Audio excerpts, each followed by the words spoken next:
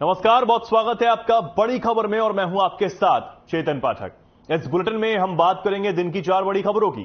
पहली खबर फरीदाबाद से है, जहां कैबिनेट मंत्री मूलचंद शर्मा और डिप्टी सीएम दुष्यंत चौटाला महुना गांव पहुंचे। दूसरी खबर यमुनानगर से है, जहां बाढ़ ग्रसित इलाके में कुमारी सैलजा ने दौरा किया है और सरकार पर यहां पर तंज कसा है। तीसरी खबर फरीदाबाद से है, जहां डीसी विक्रम सिंह ने बाढ़ को लेकर एडवाइजरी जारी की है। चौथी खबर शिवरात्रि की है, जहां धूमधाम से शिवरात्रि का महापर्व मनाया जा रहा है। तो ये 4 बड़ी खबरें जिनके बारे में हम एक एक कर अब बात करेंगे।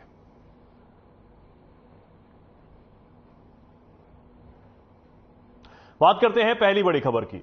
खबर फरीदाबाद से, जहां कैबिनेट मंत्री मूलचंद शर्मा ने बाढ़ पीड़ित लोगों से गांव मोहना पहुंचकर बातचीत की। इस मौके पर पृथला से विधायक नयनपाल रावत, पलवल से विधायक दीपक मंगला सहित तमाम आला अधिकारी मौजूद रहे। इस बीच मूलचंद शर्मा ने मीडिया से बातचीत में कहा, यह प्राकृतिक आपदा है, ऐसे में कोई भी पैनिक ना हो और जो भी नुकसान किसानों की फसल का हुआ है उसके लिए सरकार भरपाई करेगी। वहीं डिप्टी सीएम दुष्यंत चौटाला महुना गांव पहुंचे, जहां उन्होंने बाढ़ से प्रभावित इलाकों का जायजा लिया।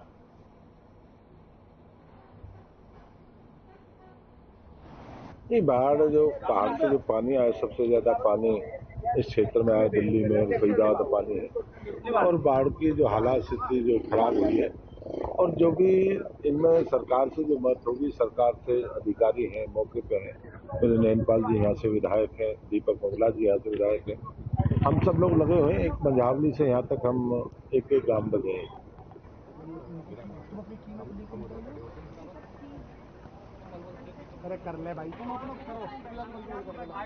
तो फरीदाबाद से खबर आपको बता रहे हैं, जहां गांव में पहुंचकर बाढ़ प्रभावित क्षेत्रों में मंत्री मूलचंद शर्मा ने यह दौरा किया है और कहा है कि सरकार किसानों की जो नुकसान हुआ है उसकी भरपाई सरकार करेगी। जो भी दिक्कतें किसानों को आ रही हैं, लोगों को यहां आ रही हैं, उनका जल्द ही निपटारा यहां पर किया जाएगा। तो लगातार हो रही बारिश से बाढ़ के हालात यहां पर बने हुए हैं। पानी का जलस्तर लगातार बढ़ता जा रहा है, जिससे लोगों को काफी समस्या का सामना करना पड़ रहा है और इसी को लेकर मूलचंद शर्मा ने यहां ये दौरा किया है।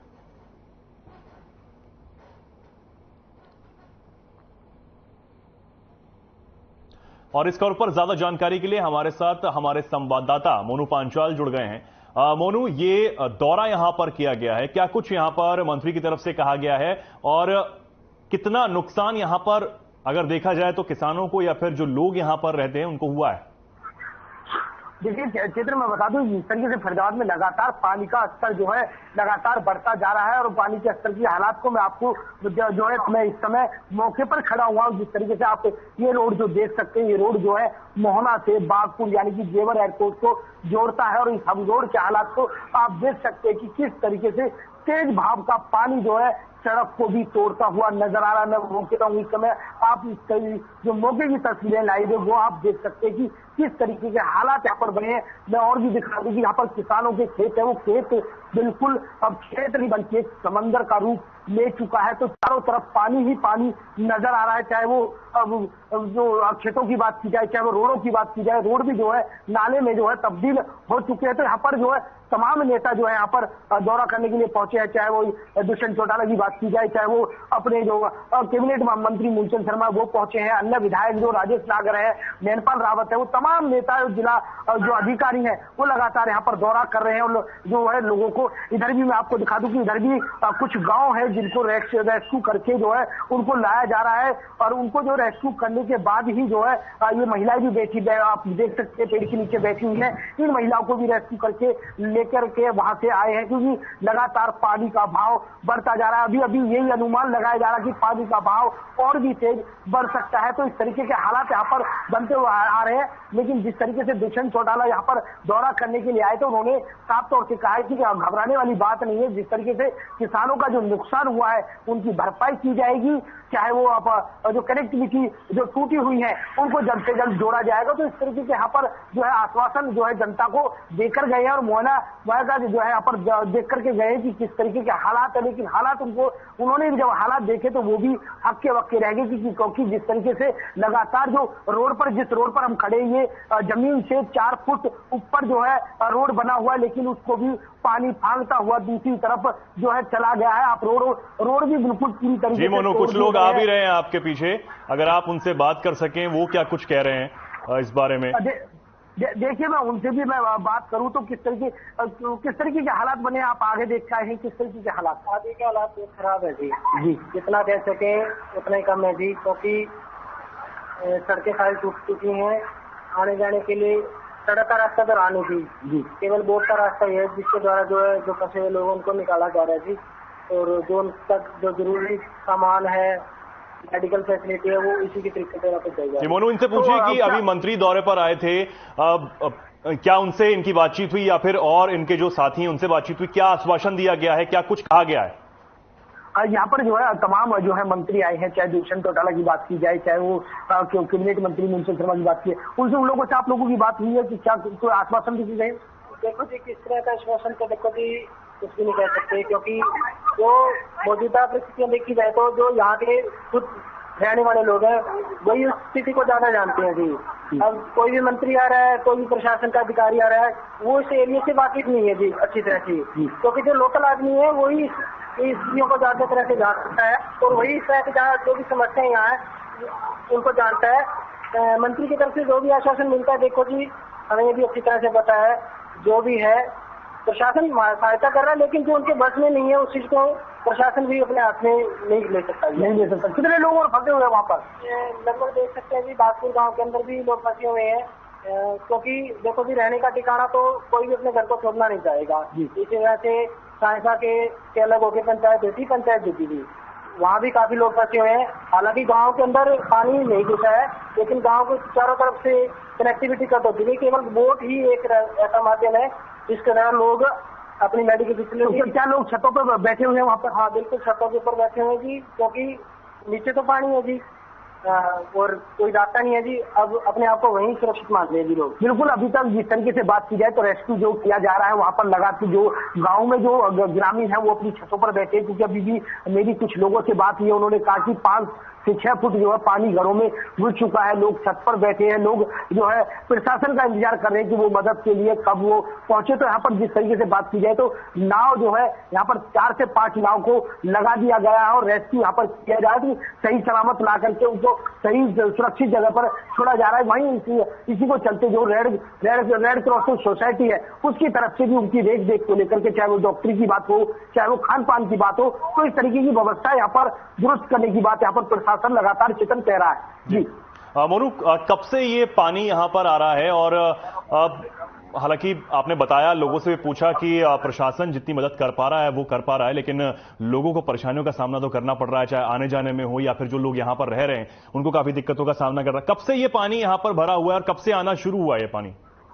देखिए क्षेत्र में आपको बता दूं, जैसे हमारे पास सूचना आई आज जो है चौथा दिन इस पानी को आते आते इधर की तरफ हो चुका है। 4 दिन आज चौथा दिन है जो है पानी को इधर आते हुए, लेकिन जिस तरीके की तमाम गांव की बात की जाए तो इस तरीके का सैलाब नहीं था, लेकिन 2 दिन के अंदर की बात की जाए तो 2 दिन में इस तरीके का सैलाब जो पानी है वो अपना विकराल रूप ले चुका है। उसी को लेते चलते हुए कुछ ग्रामीण भी हमारे साथ जुड़े हुए हैं। अब कितने दिन से इस तरीके से हालात बने हैं? कितने दिन हो गए? 2 से 3 दिन हो गए, बहुत ज्यादा हालात खराब है यहाँ पे। और मैं बागपुर खादर से मेरा गाँव है, वहाँ पे हमारे 17 गाँव लगते हैं। 17 गाँव में इतनी परेशानी है कि प्रशासन की तरफ से हमें 3 दिन से किसी भी तरह की कोई मदद नहीं दी है, मदद नहीं दी गई है। हमने बार-बार विधायक जी के पास फोन किया है और प्रशासन के पास भी फोन किया है। हमारे यहाँ के जो सरपंच हैं उनकी तरफ से और हमारी टीम की तरफ से वहाँ पे मदद की जा रही है। हमने वहाँ पे 2 जेसीबी चला रखे हैं, ट्रैक्टर चला रखे हैं। हमारे गांव के चारों तरफ पुस्ता लगा हुआ है, उससे हम अपने गांव को बचा रहे हैं, वरना वहाँ पे किसी भी तरह की कोई सुविधा नहीं है। अभी हम एक पेशेंट को, अभी एक एनडीआरएफ की टीम हमारे पास, मतलब हमने बहुत मेहनत की है, 3 दिन में एक एनडीआरएफ की टीम आई है, हम उसे हॉस्पिटल भेज के आए। उनकी हालत बहुत ज्यादा खराब है, बिल्कुल किसी तरह की कोई सुविधा नहीं है। 17 गांव हमारे डूबे हुए हैं बिल्कुल पानी में पूरी तरह से। कोई भी प्रतिनिधि या किसी की भी कोई ये वो नहीं बनी है कि वहां पे जाके किसी भी तरह की मदद करें या प्रशासन कोई भी हमारी हेल्प करे। हमारी प्रशासन से यही अपील है, सरकार से यही अपील है कि हमारे खादर गांव, खादर के बागपुर गांव में और जो खादर के और गांव हैं उनमें आके ये देखा जाए कि वहां पे कैसे लोगों को बचाया जाए और वहां पे कैसे उनको रेस्क्यू की सुविधा पहुंचाई जाए। जी बिल्कुल, जिस तरीके से ग्रामीण ने बताया कि दर्जनों गांव अभी भी जो है पानी में डूबे हुए हैं, वहां पर किसी तरीके की सरकारी जो मुहिम है वो नहीं पहुंच रहे, आला अधिकारी वहां पर नहीं पहुंचे। लेकिन इस मौके की बात की जाए जहां पर हम खड़े हैं, यहाँ पर जो है पलवल की बीडीपीओ और बात की जाए तो एसडीएम भी मौके पर मौजूद है, पुलिस प्रशासन भी मौजूद है।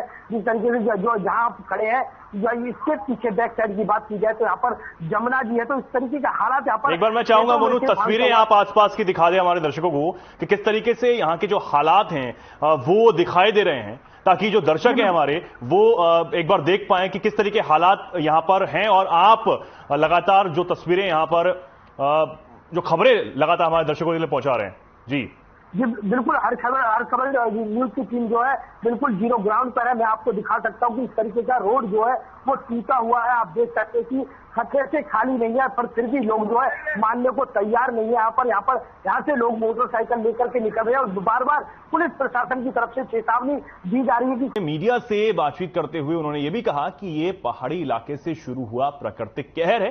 इसने यमुनानगर, जगाधरी, अंबाला, मुलाना, नारायणगढ़, सडोरा, अंबाला सिटी को भारी नुकसान भी पहुंचाया है।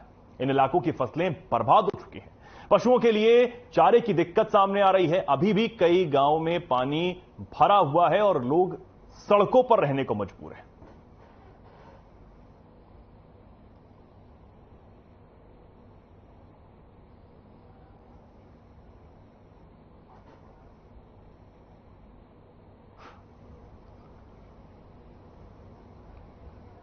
जगह पर नहरें टूटी हैं, पानी जब कितने वॉल्यूम में आएगा, देखो ऊपर पानी कितना आया है, हमारे पड़ोस में हिमाचल में कितना नुकसान हुआ है। पानी को कौन कैसे कोई रोकेगा, वो तो आगे बहेगा और पानी अपनी जगह बना लेगा। इसमें मैं ये जरूर कहती हूँ कि सरकार को सोचना चाहिए कि जहाँ पे ब्रीच है या ज्यादा पानी का वॉल्यूम आता है तो वो नहीं होना चाहिए, उसको पहले से चैनलाइज ऐसे करें कि जब ज्यादा पानी आए तो वो अपना बहाव ऐसे चैनल्स में से ले। और इस खबर पर ज्यादा बातचीत के लिए हमारे साथ कांग्रेस प्रवक्ता केवल ढींगरा जुड़ गए हैं। केवल जी, बहुत स्वागत है आपका। केवल जी, लोगों को यहां पर पानी यहां पर भरा हुआ है, काफी दिक्कतों का सामना करना पड़ रहा है। हालांकि कुमारी सैलजा ने यहां ये दौरा किया है, क्या कुछ कहेंगे?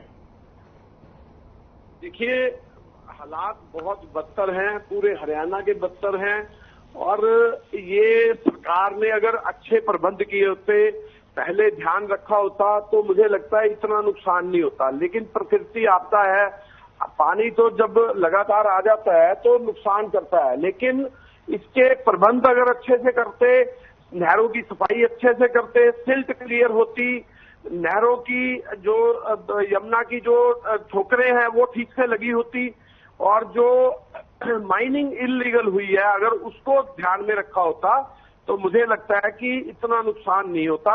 और दादूपुर नल भी अगर बंद ना करी होती तो भी इतना नुकसान नहीं होता।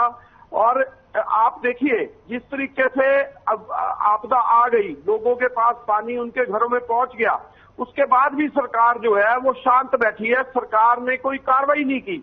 आप ये देखिए, अभी तक जो है कहीं के बिजली नहीं है, पानी नहीं है, खाना नहीं है और ये कहते हैं कि हमने खाना पहुंचा दिया, ये पहुंचा दिया, ये सब घोषणेबाजी जो है वो कर रहे हैं। असल में धरातल पे कोई जो है काम नहीं हुआ है, इस वजह से बहुत ज्यादा लोगों को दिक्कतों का सामना करना पड़ रहा है। और अगर ये आज भी सरकार नहीं चेती तो जनता इनको जवाब देने को तैयार बैठी है, क्योंकि ये मनमर्जी की सरकार है। इन्होंने प्रदेश की जनता के लिए काम नहीं करना, जिनसे वोट लिए उनको दरकिनार कर दिया इन लोगों ने। तो अब जनता भी ये चीज को देख रही है।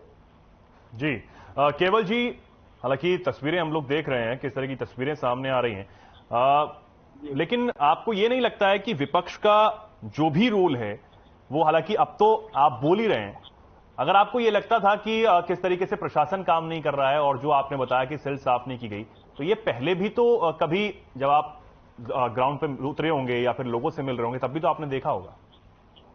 जी बिल्कुल, 2 साल से लगातार सरपंचों ने 2 साल से लगातार सरपंचों ने रेजोल्यूशन करके सरकार को भेज रखे हैं कि हमारे यहाँ पे ये काम होने चाहिए। उन कामों को सरकार ने दरकिनार कर दिया। इसी वजह से ये सारा जो है नुकसान हुआ। अब प्रकृति आपदा है, वो किसी टाइम पे ठीक है केवल जी, एक सेकंड रोकना चाहूंगा मैं आपको। हमारे साथ बीजेपी प्रवक्ता विजेंद्र मेहरा भी हमारे साथ जुड़ गए हैं। विजेंद्र जी, बहुत स्वागत है आपका। जी केवल जी, बात पूरी कीजिए अपनी। जी, मैं यही कहना चाह रहा हूं कि अगर कोई काम का जो ध्यान दिया होता सरकार ने, तो मुझे लगता है इतना नुकसान नहीं होता। अब एक और चर्चा का विषय है कि अब जिस तरह से बाढ़ आई है, पानी जब निकल जाएगा, सूख जाएगा, तो उसके बाद बीमारियां होने का भी दिक्कत है। और जब बीमारी फैलेगी उसका भी आज ही प्रबंधन करना चाहिए।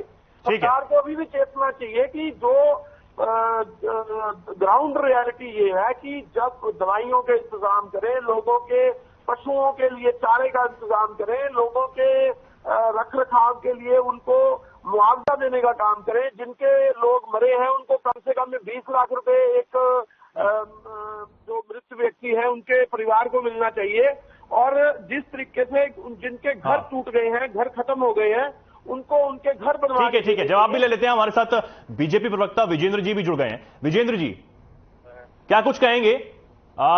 बाढ़ जैसे हालात हैं, लोगों को दिक्कतों का सामना करना पड़ रहा है, तस्वीरें भी हम देख रहे हैं लगातार। हालांकि कांग्रेस नेता कुमारी सैलजा ने यहां दौरा किया है, लोगों से बातचीत की है और हमारे साथ कांग्रेस प्रवक्ता भी जुड़े हैं। उन्होंने कहा है कि पहले से तैयारियां ही नहीं की गई, प्रशासन ने जो काम करना था वो किया नहीं, सिल्ट भरी हुई थी, जो पानी की निकासी थी वो प्रॉपर नहीं हुई, इससे ये हालात यहां पर है। और अब सरकार को मुआवजा भी उन लोगों को देना चाहिए जिनका नुकसान हुआ है।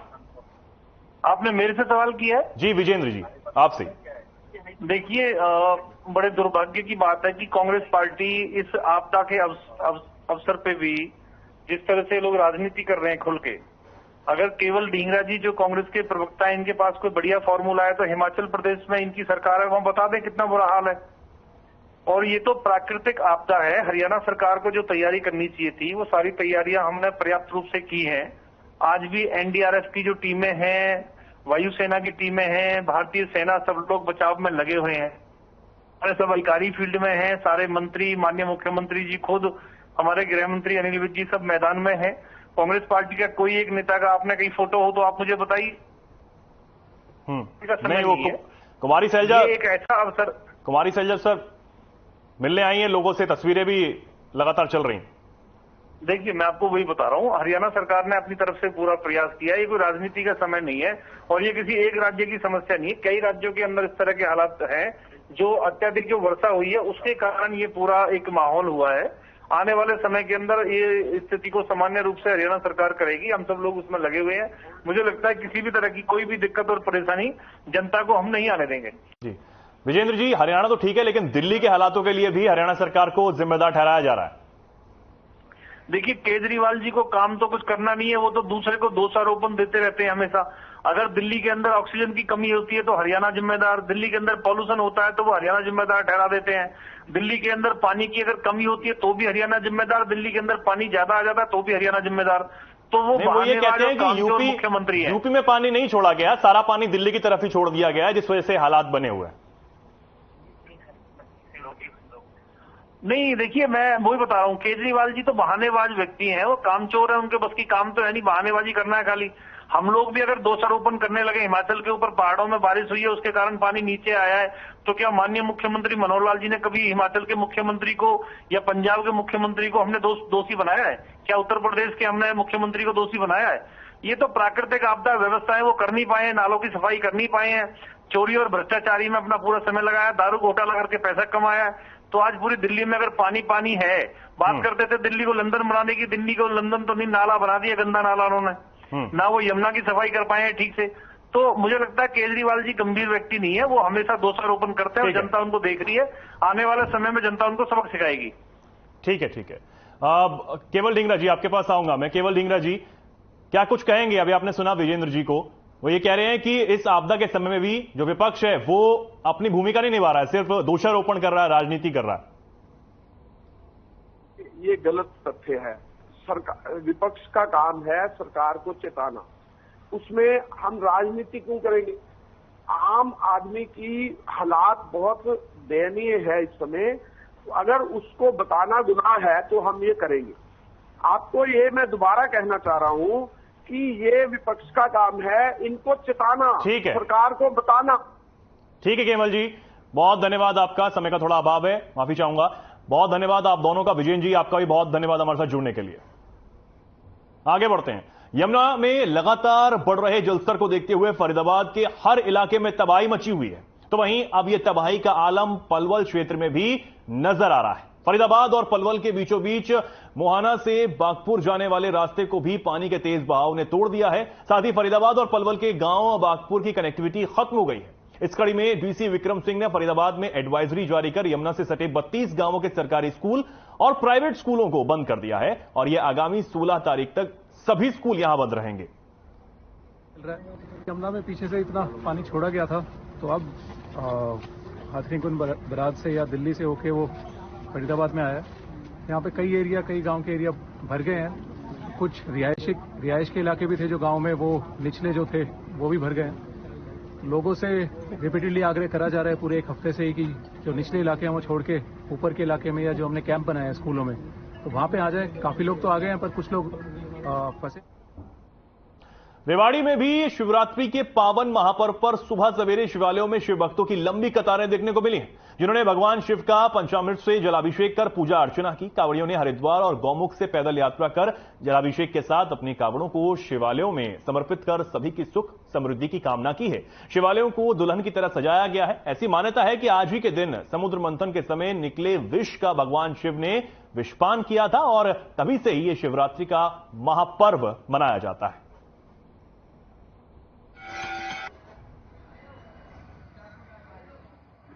आज का जो दिन है, सावन माह का जो शिवरात्रि है, ये हमारे हिंदुस्तान में ही नहीं पूरे जगत के अंदर बड़ी धूमधाम से मनाई जाती है।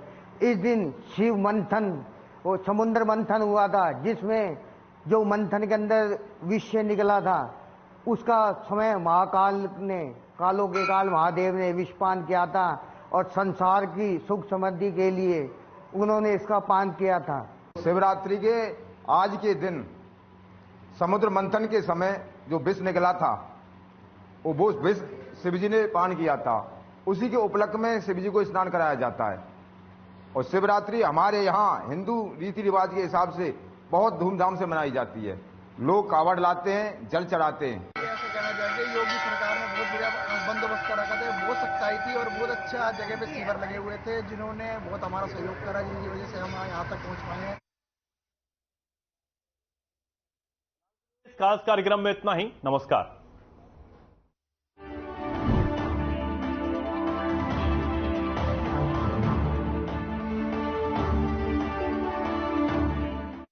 उत्तराखंड की जनता को सुविधाओं और सहूलियतों की